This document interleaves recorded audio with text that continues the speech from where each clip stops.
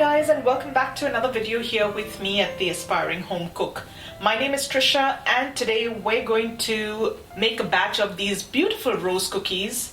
Depending on where you're from, these are also called Achu Murruku or Kokkisam, and you'll find that different communities in India have their own take on the recipe, and today I'm sharing with you a version that I really enjoy. Now, these rose cookies can be a little temperamental and finicky, so make sure that you watch the video through to the end. I'm going to share with you a few tips and tricks to get that batter just right so that you too can make a beautiful batch of these rose cookies this Christmas. Are they difficult to make? Not really. There's just a number of things that you need to keep in mind when you're attempting this recipe.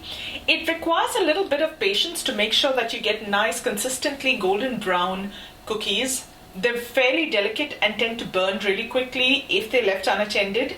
So make sure you have plenty of time when you're making yourself a batch of these cookies. To make our cookies today, we're going to use these rose cookie molds. You can find these really easily at most baking and cake decorating supply stores in India. Amazon also carries a variety of these. You get them in different designs and different sizes. And this portion is what we're going to use to mold out our cookies. On to the rose cookie batter. There are lots of recipes available online. After a fair amount of tweaking, this is one that I'm happy with, and that's what I'm sharing with you today. We're going to start off with 1 egg at room temperature.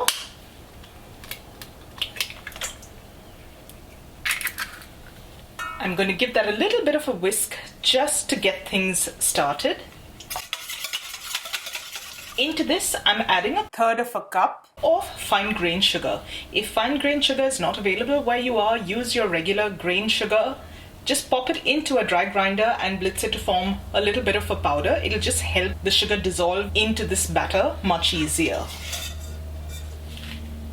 Now again, if you've been around here, you know that I don't like a lot of my sweets really sweet. You can go ahead and add more sugar if you'd like. And we're going to mix that up as well. The sugar has not completely dissolved, but at this point that's not what I'm looking for. I'm going to add a little bit of seasoning to this now. I'm adding just a pinch of salt. And I'm going to use a little vanilla. This is, I'd say, about a teaspoon. Mix that up well. Once that's done, I'm now going to start adding my flours. Today I'm using a combination of two. I'm using 1 cup of all-purpose flour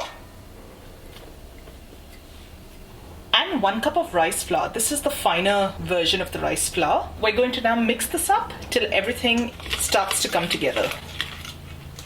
And to combine this into a batter, I'm going to use some coconut milk. I'm going to start off with 1 cup and see how I go from there on.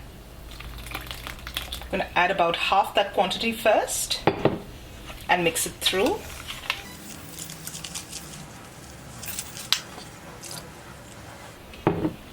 Add the rest of it. Now the amount of coconut milk that you will need will really depend on the flour that you're using. You may need a little extra, you may need a little less. This is nowhere near the consistency I need, so I know I'm going to need a little more. So I'm going to add in a little bit at a time till I get the consistency that I like. That's about another 1/4 cup, so far we've got 1 1/4 cup in here. Little bit of a whisk. Remember not to overwork your batter. You're just mixing things in gradually.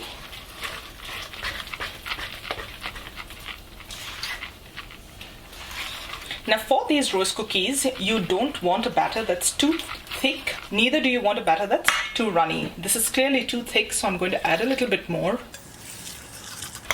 Perfect. I'm happy with the way this looks. One last ingredient that I'm going to add today is black sesame seeds. Now, if you don't like the flavor of this, you can leave it out. I happen to love the flavor of black sesame in here, so I'm going to go ahead and add some in. That's about a teaspoon's worth of black sesame seeds. And just a gentle stir through. Now, like I do with all of my other videos, I'm going to leave a link in the description box below with the complete written recipe that will have all of the quantities, the instructions, and all of that.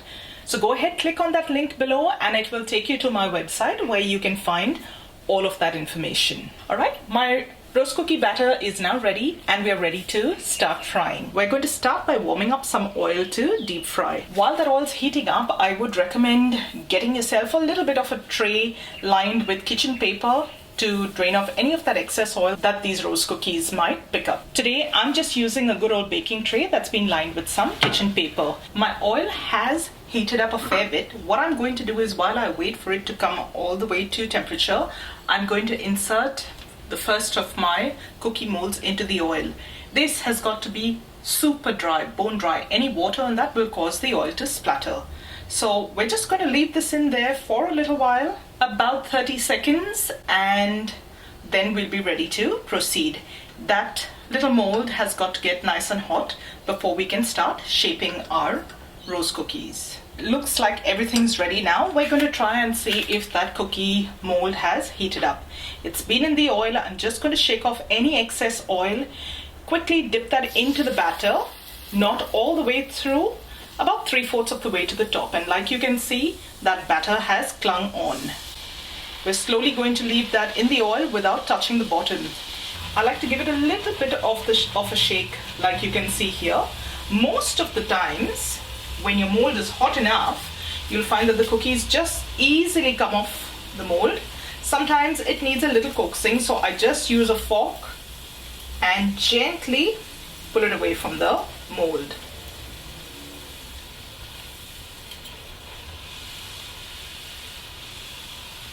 And you're going to let this fry off. While that's frying off, if you've got someone helping you with the frying, you can go ahead and pop another one in there. Since I'm doing this by myself, I'm just going to focus on one at a time till it starts moving along. Once it reaches a nice golden brown color, we're going to drain off any excess oil. You can use a slotted spoon or a fork like I am, and move that aside onto our absorbent kitchen paper.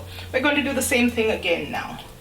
Shake off any excess oil, dip it into the batter, and into the oil it goes.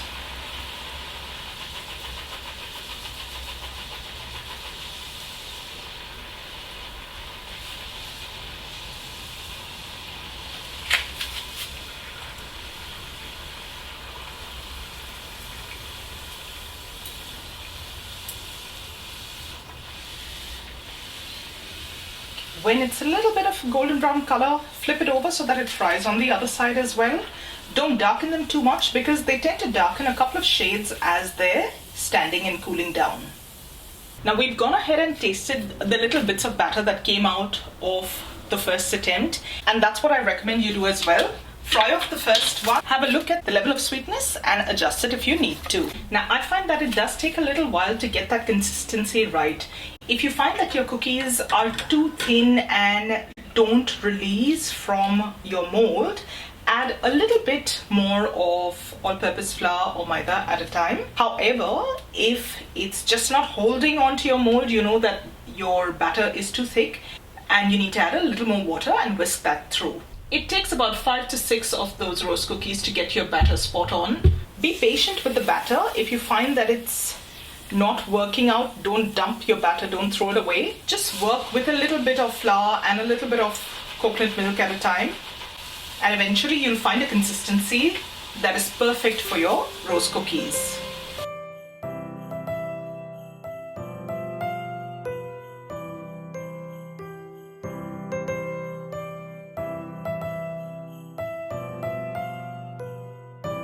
So just to give you an idea, this is how much I got from that one batch that we made today. And there you go guys, we've made our very own batch of roast cookies or kokkisam. Now you've got to let these cookies cool down completely before you can store it, and store it in an airtight container in a cool dry place away from moisture.